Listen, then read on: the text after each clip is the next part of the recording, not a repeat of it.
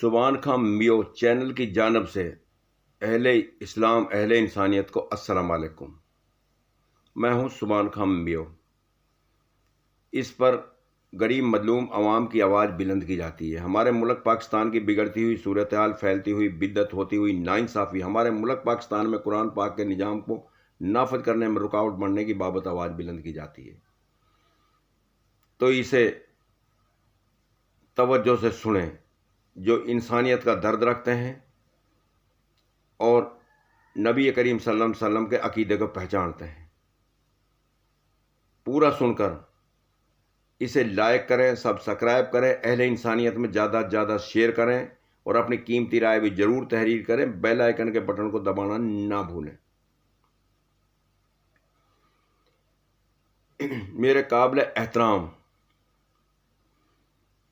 تمام عہدیداروں،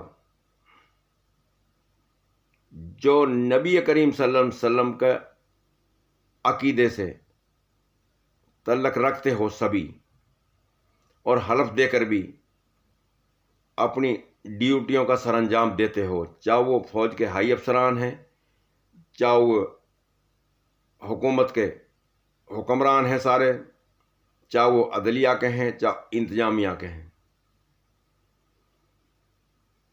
ہمارا ملک پاکستان اس کو جھونکنے اور یزید کی پالیسی نے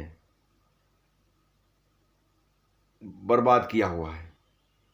پاکستان میں تمام معدنیات موجود ہے، لیکن یزید کی پالیسی، نمرود کی، فرعون کی، ابلیس کی، امریکہ کی پالیسی کو اختیار کر کے اس ملک کو برباد کیا ہوا ہے۔ تو آج جو دہشت گرد ہیں وہ یزید کے، فرعون کے، نمرود کے پیروکار اور اس کی ایجنسیاں ہیں جو دنیا میں دہشت گردی کر رہی ہیں، اور پاکستان میں بھی دہشت گرد ہیں۔ تو نبی کریم صلی اللہ علیہ وسلم کا امتی اور اللہ پاک کو پہچاننے والا کبھی بھی کسی بھی ملک میں وہ دہشت گردی نہیں کر سکتا، اور اس کے رزق کو حلال کرنے کا پابند ہے۔ جس ملک میں بھی وہ کاروبار کرتا ہے، جہاں بھی رہتا ہے، اس کا دشمن نہیں ہو سکتا، کیونکہ اللہ پاک کا پیغام اس بات کی ترجیح نہیں دیتا کہ جس کا کھایا اسی کے ساتھ دغا کیا۔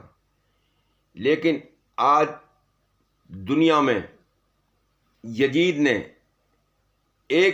یزید اسرائیل کو غالب لانے کے لیے ایڈی چوٹی کا زور لگایا ہوا ہے، اور ہمارے فلسطینیوں کا خون بہاتا چلا آ رہا ہے، اور لبنان میں اور شام میں کئی ملکوں میں جو خون ریزی کی ہے یزید نے، جس کی تاریخ مثال نہیں ملتی، اور سب کچھ کروایا ہے امریکہ نے، اس کی پالیسی نے۔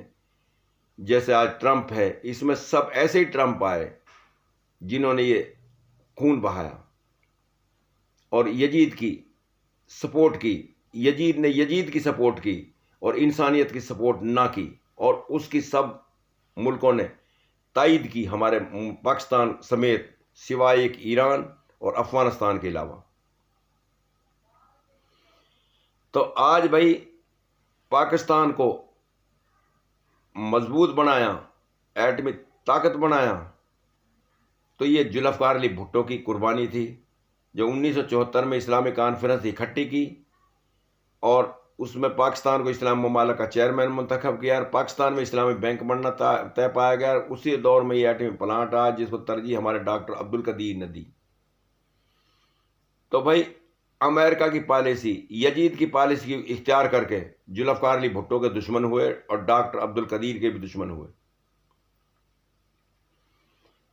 تو بھائی آج دنیا میں ذوالفقار علی بھٹو نہیں ہے، ڈاکٹر عبدالقدیر نہیں ہے، اور وہ یزید بھی نہیں ہے جس نے ذوالفقار علی بھٹو غیر قانونی سزا دلوائی، نہ وہ عدلیہ کے جج ہیں جنہوں نے یہ سزا دی۔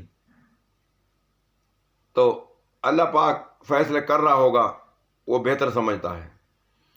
تو بھائی آج دنیا میں یزید کے سامنے اینٹ کا جواب پتھر سے دیا ایران نے، اس کا سپریم لیڈر آیت اللہ علی خامنائی جو آج دنیا میں نہیں، 28/2/2026 کو شہید ہو گیا، اور اس کے اہل خانہ بھی شہید ہوئے، اس کے کابینہ کے کافی لوگ شہید ہوئے، اور اس کے سکول تک کی بچیاں تک شہید ہوئی۔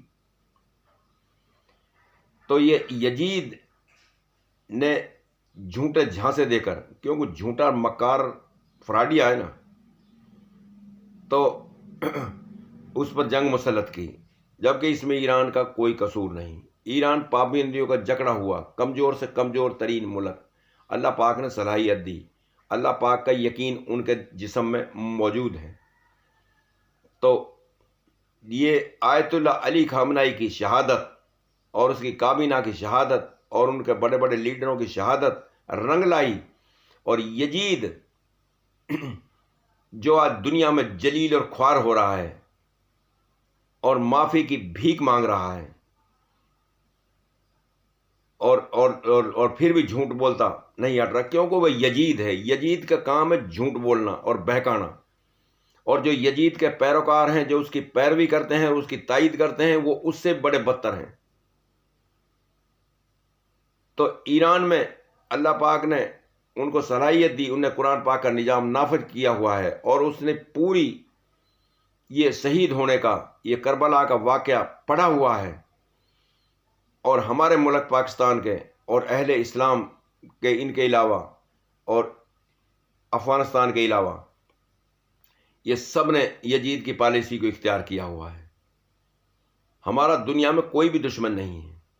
آج بھارت میں ایک مودی، وہ یزید ہے، اور فرعون نمرود ہے، اسرائیل کو وہ سپورٹ کرتا ہے، اور فلسطینیوں کا اور اہل اسلام کا دشمن ہے، لیکن پوری بھارت تو نہیں ہے۔ بھارت تو جو 90% ہے وہ سپورٹ کرتی ہے فلسطین کو، لبنان کو، ایران کو، اور آپ ہمارے ملک پاکستان کے بھی اسی یزید کے پیروکار ہے، جس کا وہ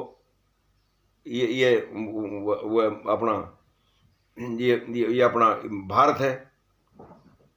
تو اللہ پاک سے ڈرنا بہت ضروری ہے۔ تو بھائی، قرآن پاک کا نظام نافذ کروانے کی آواز سب سے زیادہ بلند کی ڈاکٹر اسرار احمد نے، اللہ اس کی آخرت بہتر کرے، اور قربانی دی جو یزید کو اینٹ کا جواب پتھر سے دیا، وہ دیا ایران کے سپریم لیڈر آیت اللہ علی خامنائی اور اس کے بیٹے مصطفیٰ خامنائی نے، اور اس کی کابینہ نے۔ اللہ پاک ان کے حوصلے بلند کرے، اور اللہ پاک زیادہ زیادہ جرأت سے نوازے۔ ان کی قوم احتجاج کرتی ہے تو اس لیے کرتی ہے کہ ہم نے یزید کی پالیسی کو اختیار نہیں کرنا، نہ اسے تسبیح کرنا ہے۔ ان کی قوم کا یہ مطالبہ ہے، کیونکہ یزید نے اپنی مطلب نکال کے پھر وہ دشمنی ہے۔ تو یزید تو انسان بن ہی نہیں سکتا، اور یزید تو یزید ہی ہوتا ہے۔ یزید کہاں مطلب انسانیت کا تحفظ کر سکتا ہے؟ وہ تو انسانیت کا دشمن ہے۔ تو نبی کریم صلی اللہ علیہ وسلم کی زندگی کو اپنائیں موت کے بعد، ورنہ دو ہی راستے ہیں، ایک جنت کا ہے اور ایک جہنم کا ہے۔ تو جنت کے راستے کو اختیار کر لیں تمام ہمارے سیاستدان، فوج کے ہائی افسران اور تمام حکمران، اور پاکستان میں قرآن پاک کا نظام نافذ کروائیں۔ اگر پارٹیاں احتجاج کرتی ہیں تو قرآن پاک کے نظام کو نافذ کروانے کی بابت کریں، جس سے پاکستان مضبوط ہوگا۔ آج پاکستان میں ٹیکس کے علاوہ اور اس کو مقروض کرنے کے علاوہ اور غریب مظلوم عوام پر جرم کرنے کے خاطر آئین بنانے اور بجٹ پاس کرنا، یہ پاکستان کا وتیرہ بن چکا ہے۔ تو اپنی آخرت کو بہتر کریں اور نبی کریم صلی اللہ علیہ وسلم کی زندگی کو اپنائیں، موت کے بعد کی زندگی کو اچھی بنائیں۔ تو پاک ایران جیسے خوددار حکمران بنے جنہوں نے اپنا ملک نہیں لوٹا، یہ ہماری دردمندانہ درخواست ہے۔ پاکستان زندہ باد، پاک ایران زندہ باد۔ السلام علیکم۔